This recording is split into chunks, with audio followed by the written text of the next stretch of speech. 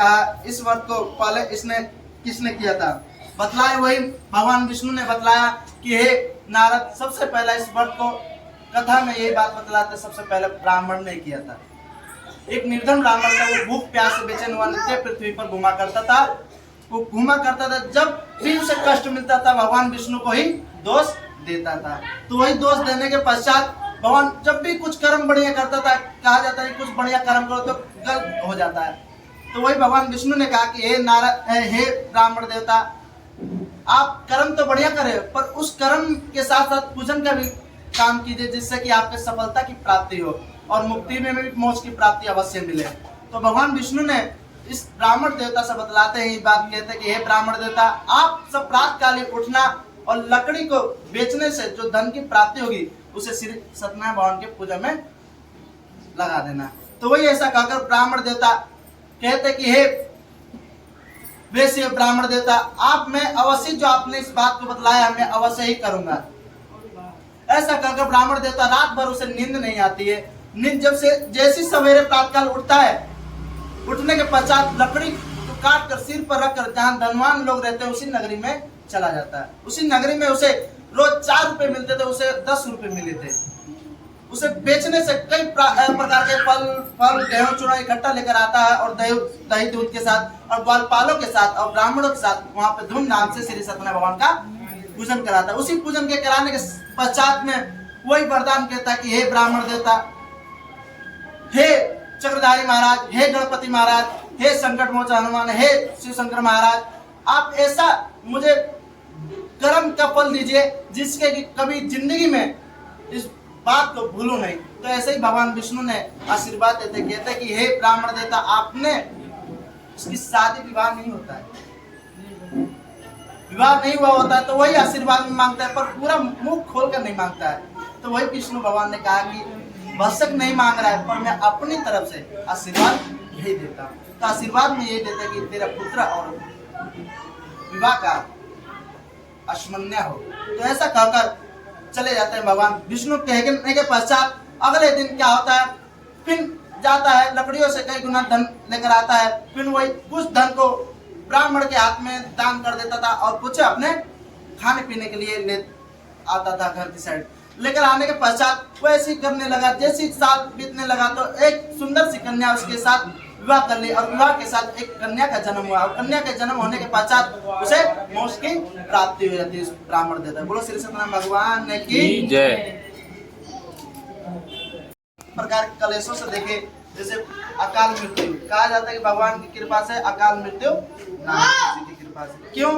क्योंकि कहा जाता है कि अकाल मृत्यु का मतलब यह है कि ना उसे मोक्ष की प्राप्ति होती है और ना किसी चीज की प्राप्ति होती है। कहा जाता है कि आप पिंडदान सब कुछ कर देते हैं पर उसके आत्मा को शांति नहीं मिलती।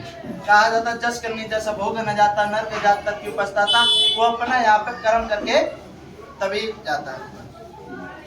तो वही भगवान विष्णु ने बोला नारद से, जब योनि घूमते घूमते जब देखा कि जहां दुखी आप देखोगे कहीं रोते हुए तो आपके भी आंख में आंसू आते। जब रोते हुए देखा नारद ने, तो नारद रोते रोते पहले ऋषि मुनियों के पास पहुंचे। तो ऋषि मुनियों से पूछा कि इनका दुख किस प्रकार से दूर किया जाए। तो ऋषि मुनि कहने लगे कि हे नारद, आप तो अंतर्यामी हैं पर मैं बताऊंगा पर आप सुनोगे नहीं। कहा जाता है कि आज के टाइम में ये भी वही है कि ब्राह्मण कुछ बात बताता है तो उसका उल्टा ही करता है। ब्राह्मण कहेगा बात चल, तू चलेगा उधर उधर। तो इसलिए ऋषि मुनि कहने लगते हैं नारद मुनि से कि आप नारायण के पास जाएं, वही कुछ शुल्क बतलाएंगे। तो वही जाते हैं नारद, कहाँ पर? नारायण जी के पास। तो वही कहते हैं, जाते हैं तो कहते हैं कि हे लक्ष्मी नारायण, आपको मेरा नमस्कार है। मुझे जब काफी योनियों में घूमते हुए जहाँ मृत्यु लोग में जहाँ पहुंचे, जहाँ देखा कई प्रकार के कलेशों से देखे हुआ रोते हुए तड़पने लगे। तो वही यहाँ पर विष्णु भगवान कहते हैं कि हे नारद, जो ये बात मुझे बतला रहा है ये क्यों बतला रहा है, क्या कारण है? तो नारद मुनि कहते कि हे लक्ष्मीपति नारायण, मैं ब्राह्मण देवता हूँ, मैं किसी का दुख देखा नहीं जाता, दुख देखा नहीं जाता। ऐसा कोई मुझे व्रत बतलाएं जिसके करने से इनका योनि खत्म हो। तो वही विष्णु भगवान कहते हैं कि हे नारद, तूने जो बात पूछी है बहुत उत्तम बात पूछी है, इसे मैं अवश्य ही तुम्हें बतलाऊंगा, पर पूरी बात सुनकर ही जाना। जब ये बात बतलाते हैं नारद को, तो नारद आधी बात सुनकर मृत्युलोक में चला जाता है। मृत्युलोक में जाने के बाद आधी अधूरी बात बतलाता है और पूरी बात नहीं बतलाता है। पूजा पाठ बतलाता है, कहते हैं कि श्री सत्यनारायण भगवान का पूजन करो और संकल्प ही देवास्मितो मया गोविंदाय भ्यो नमः। कभी तीर्थ यात्रा कहीं करो तो जहां पहुंचो वहां पे ब्राह्मण के हाथों से संकल्प करवा दिया जाता है, क्योंकि आप जितना पूजन और तप करके आए हो और संकल्प करते तो वहीं पे भगवान विष्णु का होता है आशीर्वाद, आपका फल सारी प्राप्ति मिल जाता है उसी संकल्प से। इसलिए कभी भी संकल्प सबसे पहला करवाया जाता है। पूजन में पहले गणपति जी को स्नान करवा के, भगवान विष्णु ने जब आधा धड़ से काटा था भगवान शिव शंकर ने, तो वही भगवान माता पार्वती पूछती है कि जो मैंने अपने शक्ति से उत्पन्न किया था वो शक्ति तो होगा नहीं, मैं ऐसा अपने पुत्र को प्रदान करना चाहती हूँ शक्ति की पूरे तीनों लोक में नाम सबसे पहला इनका लिया जाए। तो भगवान विष्णु ने ही आशीर्वाद दिया था किसे? गणपति जी को। कभी कोई सा पूजन होगा तो पहले गणपति जी का पूजन होगा, नहीं तो इस पूजन को स्वीकार नहीं किया जाता है। लड्डू का भोग किसने दिया था आशीर्वाद? लड्डू का भोग का गणपति जी, भगवान माता लक्ष्मी जी ने दिया। भोले जी आशीर्वाद क्या दिए थे कि कोई सा ऐसा बांधा ना हो जो इन्हें ये काट नहीं सकते। गणपति जी उनका ही अवतार पुत्र है, तो इसलिए आशीर्वाद उनका मिला गया। तो वही नारद मुनि पूछने लगते हैं, तो वही बात बतलाते हैं। अधूरी बात बतलाने के बाद वही ऋषि मुनि पहुंच जाते हैं। जब सबसे पहले ऋषि मुनियों के पास जाते हैं तो ऋषि मुनि कहते हैं कि हे नारद, क्यों नहीं गलत के प्रधान वर्त का बात बतला रहा है? तो वही नारद मुनि कहते हैं कि मैं तो पूरी बात सुनकर आया हूँ हे ऋषि मुनि, मैं जो अधूरी बात बतलाना हो तो मुझे क्षमा करना, पर आप ही पूरी बात बतला दीजिए। तो नारद मुनि कहते हैं कि मैं पूरी बात तो सुनाऊं पर मुझे याद नहीं है। पर ऋषि मुनि कहते हैं कि हे नारद, तूने पूरी ही बात नहीं सुनी है, अधूरी बात सुनकर आया। तो फिर वही चक्रधारी महाराज के पास जाते हैं, भगवान नारायण जी के पास, कहते हैं कि हे चक्रधारी महाराज, मुझे क्षमा कीजिए, मैंने आपकी पूरी बात नहीं सुनी। तो वही विष्णु भगवान कहते हैं कि चलो ब्राह्मण देवता, आप पूरी बात को सुना करो तभी बात बतलाया करो। तो वही पूरी बात बतलाते हैं कि ने नारद मुनि को। जब बात बतलाते हैं कहते हैं कि ये ऐसा व्रत है, आप शक्ति से मन में इच्छा रखकर इस पूजन को करते हैं, अवश्य जो मन में इच्छा मांगोगे वो अवश्य पूर्ण होगा। तो वही नारद मुनि जाते हैं और वही योनि में अकाल मृत्यु में बतला देते हैं। बात बताने के बाद तो वो अवश्य ही इस पूजन को तैयारी करते हैं। क्या आ जाता था कि पहले धन केस कमाया जाता था, अन्न बेचकर कमाया जाता था, लकड़ी को बेचकर कमाया जाता था। भगवान विष्णु दो ही लोगों से ज्यादा प्रेम करते थे, किससे? एक ब्राह्मण से, एक कन्या से। ब्राह्मण से जब उतार लेते थे ब्राह्मण का, तो किसी को ज्ञान की प्राप्ति करने के लिए उतार लेते थे। किसी को ज्ञान देना हो, किसी को जैसे पूजा पाठ में भक्ति ना हो, राक्षस का उत्पन्न हो तो उसे भक्ति देते थे। अब किसी का घमंड हो तो किसी चीज का, तो कन्या का रूप धारण करे। आज कलयुग में यही हो रहा है, पर इस बात को मैं बाद में बतलाऊंगा। इस बात को बतलाऊंगा तो आप सब हंसोगे। इसी कलयुग में यही बात बतलाया है भगवान विष्णु ने कि कन्या का अवतार छल घमंड तोड़ने के लिए होता है किसी का। तो वही बात बतलाने के बाद नारद मुनि कहते हैं कि हे अकाल मृत्यु के लोग, पर आप कहा जाता है कि जब प्रातः काल जब उठो तो गोविंद जी को तुलसी और जल का पानी से स्नान करवाया करो। क्यों कहा जाता है कि जल पवित्र है और उसमें तुलसी डाल दो तो अमृत के समान माना जाता है। भगवान विष्णु ने यही बात बतलाया नारद को। तो कहा कि बस किसी के पास वो भी ना हो पूजन कराने का, तो सुबह सुबह मेरे गोपाल जी पर स्नान और तुलसी के पत्ते डालकर स्नान करवाया करो। आप कहते हो ना कि एकादशी का व्रत रखा है और सबसे पहले इसी को जल को ग्रहण कीजिए, तुलसी का पत्ता डालकर गंगा जल में उसी का अचमन्य करवाए 3 बार। ओम केशव नमः माधव नमः ओम नारायण जड़ीभ्यो नमो नमः, ये 3 बार अचमन्य करवा के तब और कोई मुंह में अन्न डालना चाहिए। और ब्राह्मण के लिए कोई सा निकालना चाहिए, ब्राह्मण के लिए कोई सा एक टाइम का भोजन कर निकाल देते, आटा हल्दी कुछ निकाल देना चाहिए। तो वही भगवान विष्णु भगवान बतलाते हैं, तो वही बतलाने के बाद नारायण नमस्कार करके कहते हैं कि हे श्रीमन नारायण, आपने बहुत अति उत्तम बात पूछी बतलाई है, तो मैं अवश्य इस बात को अवश्य मैं खुद करूंगा, ऐसा कहकर भगवान विष्णु भगवान के सामने से चले जाते हैं। बोलो श्री सत्यनारायण भगवान की जय। अब आगे कथा बतलाते हैं, सभी उत्तम मनुष्य उल्कामुख नाम का एक राजा रहता था, वो बुद्धिमान था और जितेंद्र था। देव स्थान पर जाता था, ब्राह्मण को दक्षिणा देकर आता था और जितने गरीबों को दान देकर भी आता था। उसके पत्नी नदी भद्रशिला नदी के तट पर वो दोनों वेश्या ने श्री सत्यनारायण भगवान का अति उत्तम व्रत रखा और उसी श्री सत्यनारायण भगवान के कृपा से वहां पे एक ब्राह्मण देवता आते हैं और ब्राह्मण देवता आने के पश्चात उसके पास बहुत सा धन था, पर उसे पता नहीं होता था इस धन को कहाँ यूज करूंगी जिससे कि मुझे और कई गुना मिले।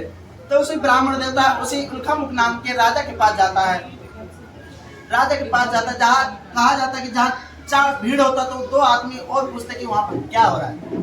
तो वही बुद्धिमान जो राजा था वो जा रहा था अपने नगरी में, तो वहीं पर देखा कि उल्कामुख नाम का राजा करवा रहा है एक श्री सत्यनारायण भगवान का पूजन। तो वहीं पर जाकर और वहां पर राजा का और ब्राह्मण देवता को नमस्कार कर वो पूछने लगता है, कहता है कि हे राजा आप ये क्या कर रहे हैं, इसके करने से क्या लाभ है। तो वही उल्कामुख नाम का राजा कहता है कि हे ब्राह्मण देवता, मेरा कोई संतान नहीं है, मैं संतान की प्राप्ति करने के लिए मैं श्री शक्तिवाहन का पूजन कर रहा हूँ, अवश्य ही भगवान की कृपा से हो तो मेरा अवश्य ही संतान की उत्पन्न हो। तो ऐसा कहकर ब्राह्मण देवता कहता है कि मेरा भी कोई संतान नहीं है, पर बहुत काफी साल हो चुके हैं मेरे विवाह के, पर अभी तक कोई संतान का रूप नहीं देखा। तो ऐसा कहकर उल्कामुख नाम का राजा कहते हैं कि आप अवश्य ही मन में श्रद्धा रखकर श्री सत्यनारायण भगवान का पूजन कराओगे तो अवश्य ही संतान की प्राप्ति होगी।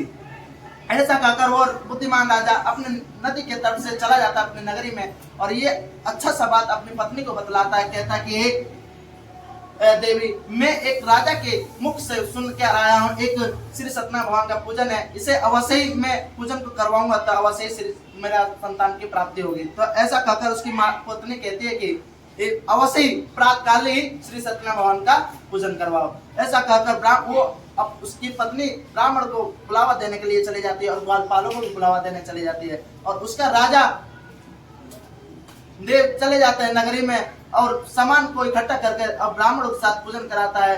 उसकी पत्नी का नाम कलावती रहता है और उसकी जब पुत्री होती है मन में श्री सत्यनारायण भगवान का पूजन करती है, तो करने के पश्चात संकल्प करती है कि मेरा जब संतान होगा तो मैं अवश्य श्री सत्यनारायण भगवान का पूजन कराऊंगा। ऐसा कहकर उनमें संकल्प करके रख देती है, उसी संकल्प का हुआ रखा हुआ अपने बटुए में रख लेती है। रखने के पश्चात जब उसकी 10वें महीने में पुत्री का जन्म होता है तो मन में विचार करती है कि मैं अवश्य ही श्री सत्यनारायण भगवान का पूजन कराऊंगी। ऐसा कहकर जब नामकरण हुआ तो उसने हवन तो कराया पर श्री सत्यनारायण भगवान का पूजन नहीं कराया। ऐसा नहीं कराने के पश्चात भगवान रुष्ट हो गए। फिर उसके अपने पति से कही कि हे देव, आप क्यों नहीं श्री सत्यनारायण भगवान का पूजन करा रहे हैं। तो उसके देव बात को टाल देते, कहते कि मैं इसके विवाह के समय करूंगा। ऐसा कहने के पश्चात उसकी पत्नी कहती है कि ठीक है, मैं इसके विवाह के अवश्य ही कराऊंगी। तो नामकरण के समय उसके कन्या का नाम लीलावती रखा गया। लीलावती रखने के पश्चात जब उसकी पति देव अपने नगर को छोड़कर अब दूसरे नगर में कमाने के लिए चले गए। जब आए 10वें महीने में तो फिर आने के पश्चात फिर कई साल बाद फिर 10 वर्षों के बाद आया तो देखा कि अपनी पुत्री को बड़े होकर देखने के पश्चात उसने मन में विचार किया कि मेरी पुत्री सियानी हो गई है, अवश्य इसके लिए वर खोजा जाए। पहले के जमाने में कम ही उम्र में विवाह करा दिया जाता था, तो इसलिए जब मन में विचार करता है कि मैं अवश्य इसका सुंदर युक्त और जाति युक्त का और इसके लायक के लिए एक वर खोज कर लेकर आता हूँ, ऐसा मन में विचार करता है और अपने दूतों के साथ चला जाता है नगरियों में और अच्छा सा वर खोज कर लाता है और अपना जाति युक्त खोज कर लाता है। और लेकर आने के पश्चात अपने पुत्री का उसके साथ विवाह करा देता है। विवाह कराने के पश्चात तब भी श्री सत्यनारायण भगवान का पूजन नहीं कराता है। नहीं करवाने के पश्चात उसकी देवी तब भी कहती है, आश्वासन दे देता है, मतलब बात को टाल देता है। बात को टालने के पश्चात भगवान विष्णु भगवान रुष्ट हो जाते हैं। पहले जब विवाह के पश्चात, जब विवाह खत्म हुआ, समाप्त हुआ, तो होने के पश्चात अपने दामाद को कहा जाता है कि दामाद, ब्राह्मण, कन्या और भगिना का पाव नहीं छुआ जाता। जितने कर्म किया वो सब नष्ट हो जाते। दामाद विष्णु के अवतार होता है। आप पूज देते तो इसलिए विष्णु का अवतार माना जाता है, तो इसलिए कहा जाता है दामाद के ना नमस्कार करवाओ ना पाव। तो ऐसा कहकर उसके पिता अपने दामाद को कहने लगते कि अपने नगर को घुमाने लगते, कहते कि हे पुत्र, मैं अपनी पुत्री का हाथ तेरे हाथ में दे दिया हूं, जो भी गलती हो उसे क्षमा कर देना, क्योंकि अभी पुत्री है, अभी नादान है, उसे अभी कुछ पता नहीं है, पर आपको पता है, इसे जो भी गलती हो उसे क्षमा कर देना। तो ऐसे कहा जाता है कि आज के टाइम में विवाह होता है तो पति और पत्नी चले जाते हैं घूमने, पहले ये नहीं होता था। पहले ये होता था कि लड़की के पिता अपने दामाद को नगरी घुमाते हैं। नगर घुमाने के पश्चात उसके बाद बात को बतलाते हैं कि आज ऐसा काम करोगे तो ऐसा पेट पालोगे, ऐसा कहकर बात बतलाते हैं। ऐसे घूमते घूमते वो दोनों दामाद और पति चले जाते हैं दूसरी नगरी में। नगरी में पहुंचने के पश्चात वहां के राजा चंद्रकेतु होते हैं। राजा चंद्रकेतु होने जाने जैसे जाते हैं उसके नगरी में, चोर चुरा कर उस धन को लेकर जा रहा था राजा चंद्रकेतु का। तो जहाँ दोनों वेश्या ठहरे हुए थे, मतलब बैठे हुए थे, वहीं पर राजा चंद्रकेतु के चोर वहां पर धन को छोड़ देते हैं। छोड़ने के पश्चात वो चोर भाग जाते हैं। वहां के दूत आते हैं तो देखते कि वो धन राजा का है, ये दोनों यही चोर है। इन्हें बिना सोचे समझे इन्हें उठाकर जेल खाने में डाल देते हैं। डालने के पश्चात इन्हें ना पूछते हैं कि आपने क्या किया है क्या नहीं किया, इन्हें बिना ही सोचे समझे जेल खाने में डाल देते हैं। जेल खाने के डालने के पश्चात राजा चंद्रकेतु क्रोधित में कहते हैं कि इनका जो भी आभूषण ग्रहण किया उसे छीन लिया जाए। छीन लेने के पश्चात भगवान के श्राप के कारण इन्हें दंड तो मिला जेल खाने में, घर पे भी दरिद्रा का वास हुआ भगवान विष्णु के श्राप के कारण। जब दरिद्रा का वास हुआ तो दरिद्रा के वास में चोर जो भी धन था वो चोर चुरा कर लेकर भाग जाता है और पीड़ित होने लगे, मतलब बुखार बीमार सारे चीज होने लगे। तो वही होने के पता उसकी माता बीमार पड़ गई थी, और जब बीमार पड़ने लगी किसी दिन भोजन करते थे, किसी दिन जल ही पीकर दिन काट लेते थे। ऐसा करने के पश्चात एक दिन राजा वहीं पर एक उसकी माता के घर में बगल में एक ब्राह्मण का घर होता है, वहीं पर ब्राह्मण देवता वहां पर श्री सत्यनारायण भगवान का पूजन कराते हैं। पूजन कराने के पश्चात निमंत्रण देते हैं, कहते हैं कि हे पुत्री, अपनी माता के साथ श्री सत्यनारायण भगवान का पूजन करा रहा हूँ, अवश्य ही आ जाना। ऐसा कहकर ब्राह्मण देवता चले जाते हैं। चले जाने के पश्चात संध्या के समय पूजन होता है। पूजन के पश्चात उसकी माता कहती है कि हे पुत्री, तू श्री सत्यनारायण भगवान का पूजन में चली जाना, मैं चल नहीं पाऊंगी क्योंकि मेरा बुखार हुआ पड़ा है, क्योंकि मैं बहुत ज्यादा पीड़ित हूँ। ऐसा कहकर उसकी पुत्री चली जाती है। पुत्री जाने के पश्चात कहा जाता है कि कथा से 3 घंटा या 2 घंटे का होता है, तो उसकी पुत्री का 5 या 4 घंटा टाइम लग जाता है। तो उसकी जैसी घर को आती है तो उसकी माता पूछने लगती है अपने पुत्री से, कहती कि हे पुत्री, कथा तो 3 या 2 घंटे का होता है, तू इतनी रात में इतनी देर से क्यों आ रही है? तो उसकी अपनी माता से कहती है कि हे माता, मैं ब्राह्मण देवता से पूछने लगी। क्या पूछने लगी?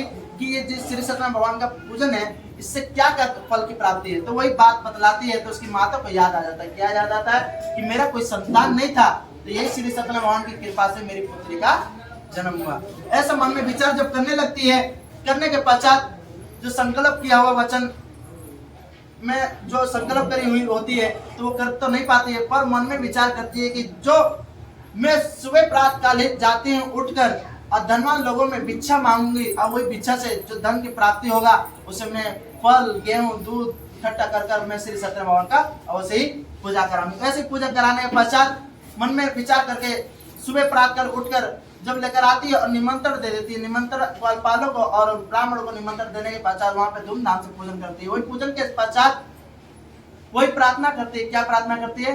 कि हे विष्णु भगवान, मेरे दामाद और मेरे पति देव अभी तक आए नहीं, ऐसा कहाँ फंसे हुए हैं जिससे कि अभी तक साल भर हो गए अभी तक आए नहीं, क्यों नहीं है? आए तो वो तो जानते हैं भगवान विष्णु जो जेल खाने में बंधे हुए हैं। तो वह ऐसा प्रार्थना करती है।